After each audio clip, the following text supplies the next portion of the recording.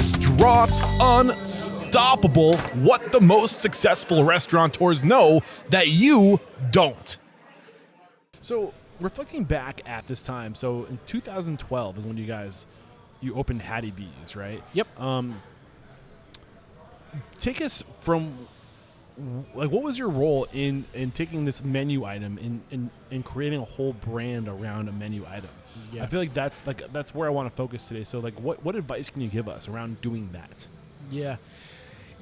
I feel like that, like, 2010 to 12 is kind of a little fuzzier just because so much deep foundational stuff happened, and we were so in it that I don't know that there was any, like, light bulb sort of thing. It was at what point are we saying, okay, we should open another brand? When did that conversation happen? We put hot chicken on the menu at some point in 11, I think, and within like 3 months it was like 30% of our protein sales. Yeah.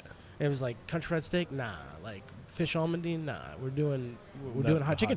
And like you go out there now, and I bet half the people in the dining room are eating hot chicken. Yeah. And once we realized, like, A, this is the Nashville thing. B, this is a popular thing. C, I think we do a pretty damn good job of it. It was like, what?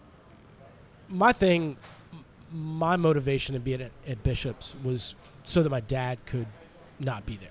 Yeah. Or to a certain degree. Yeah. Like, go and enjoy being retired. And Yeah. I'd still have to try to get him to 10 years Unplug. later. Right. Yeah. But the whole motivation was like, I got this. You go. And him going just was sort of him still sort of, playing and R&Ding. And so I think we felt good about the hot chicken that we were serving, that, like, hey, we can hold our own. Like, it's good flavor, it's good heat. And we knew service. Service was is way more natural to me than the food part, right? The people part. But once we saw, like, that the response was as popular as we hoped it might be, because I had always been, getting back to what I was saying, I was like, we need to do another Bishop's. Yeah. Like, you can't retire on just like one little meat and three in sleepy old Franklin. Yeah. It's not going to happen. Yeah. So, like, if we do another one or two Bishop's, which we think could be successful, maybe you can take some more time, and I got this, And then at that point, it was like, well, do we want to do Bishop's, which is like, I don't know, 15 different proteins and 30 different sides and 10 different desserts?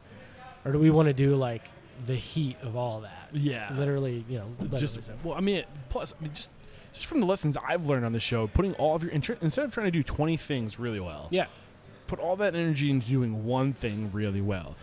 It's more scalable, it's easier to train, it's less expensive. There's so many. What are the other variables that come into play as to why it's so, like, the impact of doing just one thing really well? Yeah, what you said, I think it's easier to train staff. I think it's easier to communicate messages, amongst each other of, like, here's what we're trying to do.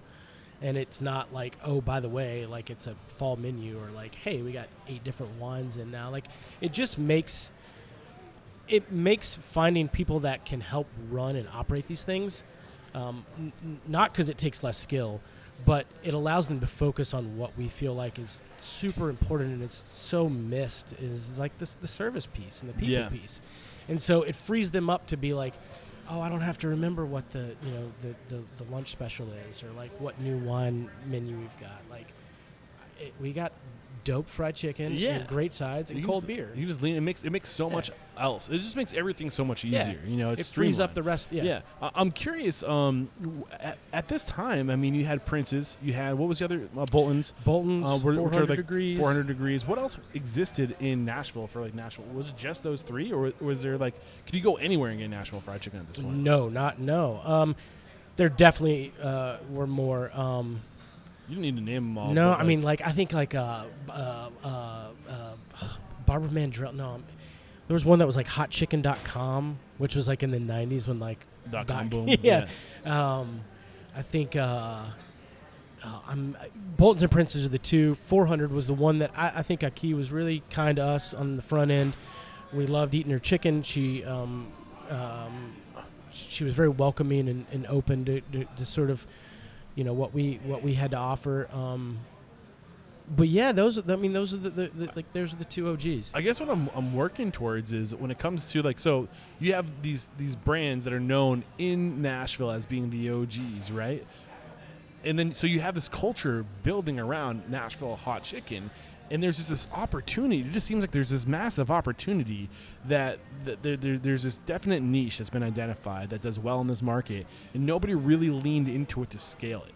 You know, and like were there any other attempts before Hattie Bee's? Because I feel like what Hattie Bee's did really well is they took a cultural thing and they just leaned into it, and they kind of married new age operations and branding and systems and what your father and your grandfather learned working for these big corporations. Yeah. It took all that discipline and control and systems and processes and put it into just this charming like staple within the community, and like you took it to the next level. You gave it the legs it needed, you know, to kind of go.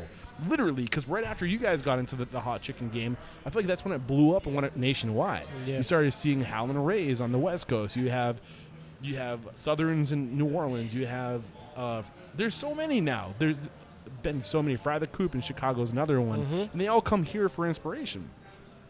So, and I feel like it was Hattie B's that really kind of like took it national.